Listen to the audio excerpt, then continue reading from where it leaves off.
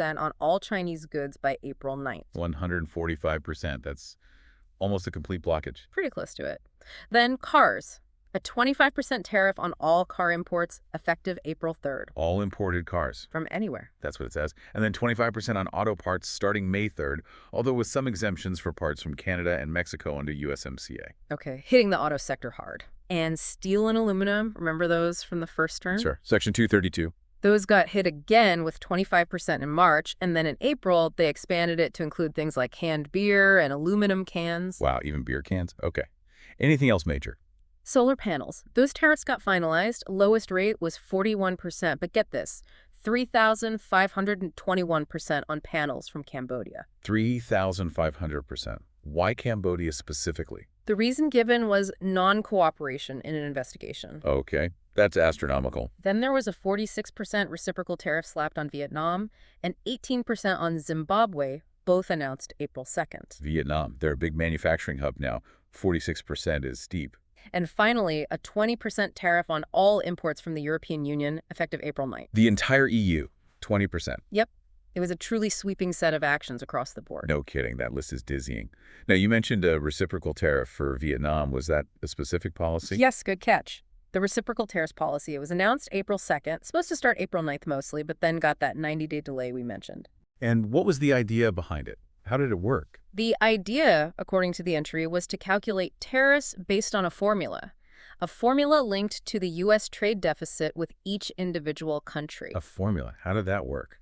Okay, it's a bit technical, but basically, you take the U.S. goods trade deficit with country X. Okay. Divide that number by the value of U.S. goods imported from country X. Right. And then you cut that result in half. So the simplified formula was like MEVage 12 times exports minus imports divided by imports. Okay. So linked to the bilateral deficit, what was the stated goal? According to the U.S. Trade Representative, the aim was to, quote, balance bilateral trade deficits to make trade more even country by country. Okay. Trying to zero out deficits with each partner. Yeah. But how was that formula received? Did economists think it made sense? Well, that's where it gets really contentious. The Wikipedia entry notes quite a bit of criticism. Like what? Several economists whose research was actually cited by the administration came out publicly saying their work was completely misinterpreted or misapplied.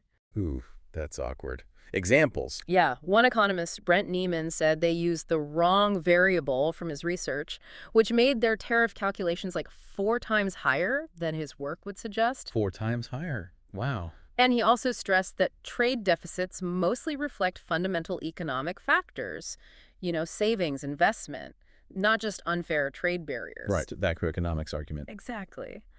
Another economist cited, Anson Soderberry, basically said his research was meant to discourage these kinds of policies, not support them. So the very people cited were saying, you got it wrong. Pretty much. Experts widely called the formula way too simplistic. Little connection to actual trade barriers. I saw some comparisons. The Economist joked it was almost as random as taxing you on the number of vowels in your name. Yeah, and some media reports compared it to something ChatGPT might spit out a formula that looks mathematical but maybe lacks real economic logic. And did it only hit countries with trade deficits? No. That's another weird part. Even countries where the U.S. has a trade surplus, like Australia, they still got hit with reciprocal tariffs. Australia got 10%. So the formula somehow generated a tariff even with a surplus. That doesn't seem to fit the stated goal of balancing deficit. Exactly. It added to the confusion and the criticism that the whole thing was maybe a bit arbitrary. Okay, so this massive wave of tariffs, including the confusing reciprocal ones, hits the world. What was the immediate reaction? You mentioned market drops earlier. Right. Well, Treasury Secretary Bessent's first message to other countries was pretty stark. He basically said, do not retaliate, sit back, take it in, let's see how it goes. Don't retaliate, just take it. Yeah. He added, if you retaliate, there will be escalation. But the markets, they didn't wait. No, you said they crashed. Big time. The Wikipedia entry lists major market indexes. Nikkei in Japan, FTSE in London, DAX in Germany, S&P, Dow, NASDAQ futures here, all plunging significantly on April 2nd. Okay, immediate global shock. Followed by historic losses on April 3rd and 4th. Trillions, literally trillions in market value wiped out globally. Trillions. Wow. How did President Trump react to that? To the markets tanking? Initially, defiant. He was quoted saying things were going very well, that Yep. the markets are going to boom. Even as they were falling. Yep. Later, he called his tariffs a beautiful thing to behold, even with the market turmoil continuing. Sticking to the plan. Publicly, at least. Publicly, yes. Okay. But behind the scenes, maybe some second thoughts were creeping in. How so? Both Scott Bessent, the Treasury Secretary, and Stephen Lutnick reportedly lobbied Trump pretty hard to maybe pause the tariffs because the market reaction was so severe. So advisors were getting worried. Seems like it. Yeah. And then, on April 9th, President Trump did announce that 90-day pause, specifically on the reciprocal tariffs. And what reason did he give for the pause? He said people were getting, and this is a quote, a little bit yippy, a little bit afraid. Yippee. Okay. So acknowledging the fear, essentially. Yeah. Seems that way. And the stock market. It surged immediately after that pause was announced. Right. Relief rally. But analysts were quick to warn, the pause was only on the reciprocal tariffs. All those other tariffs, the 10% global, the China rates, the auto tariffs, those were still in place, still a big burden. Good point. So not a full rollback. Were there any other adjustments, exemptions? Yes. A couple of days later, April 11th, they announced exemptions for some electronics, smartphones, computers, things like that. Exempt from the reciprocal tariffs. Okay, some relief for tech. Some, but they kept the door open for future Section 232 tariffs on those goods. And importantly, tech imports from China still face that 20% tariff that had been imposed earlier. Got it. And Canada and Mexico, were they hit by the global rates too?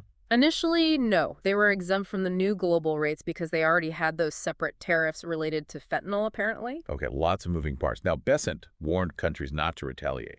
Did they listen? Not entirely, especially China. They retaliated pretty quickly. More tariffs. Tariffs, yes. On U.S. stuff like coal, LNG, oil, farm machinery, some agricultural products, but also non-tariff barriers. Like what? Red tape? Exactly. Bureaucratic hurdles, blacklisting some U.S. companies, imposing export controls on things like tungsten, revoking some export licenses. Okay. Hitting back in multiple ways. Yeah.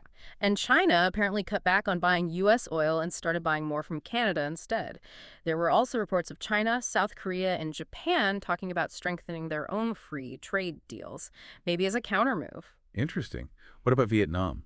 That 46% tariff must have been a shock. It was. Reports say they were stunned. They tried diplomacy, asking for it to be removed or delayed. They even offered to scrap all their tariffs on U.S. goods. They offered zero tariffs. Yes, but Peter Navarro reportedly rejected that offer, and Vietnam's stock market took a big hit after the tariff was announced. Wow, okay. Any other notable reactions? Well, Zimbabwe did something interesting. They became the first country to just scrap all tariffs on U.S. goods entirely. A goodwill gesture, apparently. Huh. That's unexpected. The EU, you mentioned a 20% tariff on them. Right. The EU offered a 0-for-0 deal, basically. Let's both eliminate tariffs on industrial goods. But they also had their own list of retaliatory tariffs ready to go if needed. So a mix of offers and threats. Okay. So let's pull back and look at the overall predicted economic impact in the U.S. from all this. Right. The scale is huge. The Wikipedia entries suggest these tariffs could affect over $1.4 trillion worth of imports. Trillion? How does that compare to the first-term tariffs? Much bigger. First-term tariffs hit around $380 billion of imports. This is like almost 4 times that scope. Okay. Vastly larger impact potential. And the big consequence mentioned is just massive uncertainty for businesses. Makes it really hard to plan investments, set prices, creates a kind of chaotic environment. Yeah, uncertainty is poison for business planning. Did economic forecasts change? They did. Both the Federal Reserve and the OECD lowered their U.S. GDP growth forecasts for 2025. Inflation expectations went up.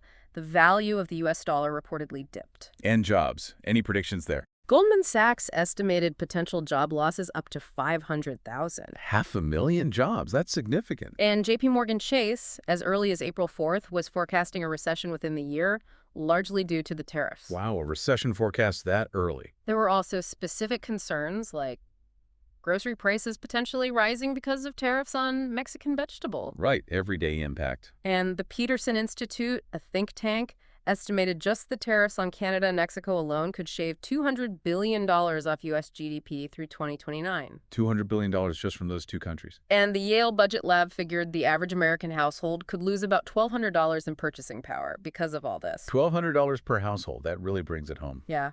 And one economist, Michael Hudson, even raised concerns about disrupting the whole global balance of payments system, potentially triggering a debt crisis. So some pretty dire warnings out there. Definitely. It sounds like the consensus among many economists was quite negative about the likely impacts. Largely, yes. And these policies aren't just facing economic criticism, right? There are legal challenges, too. That's right. Several lawsuits were filed pretty quickly. One mentioned is Weber v. Trump.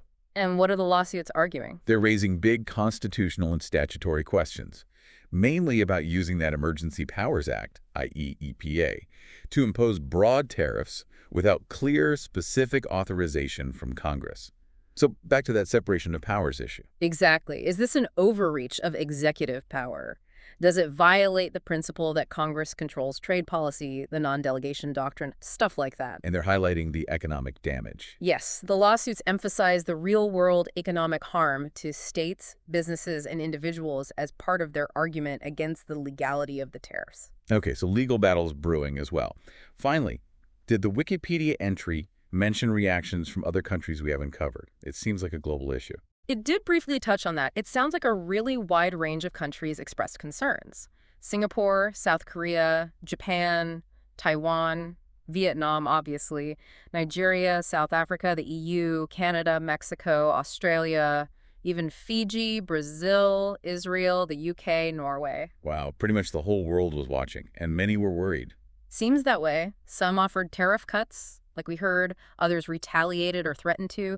It really underscores how interconnected everything is. One interesting omission noted. Yeah, Russia was apparently not on the initial list of countries hit by these new tariffs. Make of that what you will. Okay. So a complex global reaction. Definitely highlights how one country's trade actions can send ripples or maybe even waves everywhere. So to try and wrap this up for you, the learner, it's clear the U.S. economy hit a rough patch in early 2025 with that contraction. And President Trump's really sweeping new tariff policies seem to be a central part of that story, according to many analysts and the data we've looked at. Yeah, the way they were implemented, using those emergency powers, that itself is significant. Yeah. And the reactions, market chaos, trade tensions flaring up, legal fights, it's a lot. And the big takeaway is probably the uncertainty. The long-term economic consequences of all these moves, still very much up in the air. Right. So for you, the learner, what we've tried to lay out is this really intricate situation. It has potentially huge consequences. The stated goals might be boosting the U.S. economy, fixing trade imbalances. But the initial data and what many experts are saying suggests these policies come with some serious risks and are already causing negative impacts in different areas. Which leads us to a final thought for you to ponder. Considering how fast and how broadly these tariffs were rolled out, And seeing the really diverse and sometimes pretty strong reactions from global partners. what do you think are the most likely scenarios now for the future of international trade, for the U.S. economy itself? Yeah, what role will things like international agreements or maybe more importantly, further retaliation from other countries play in how this whole trade war, as some call it, actually ends up? Definitely a situation to keep watching very closely.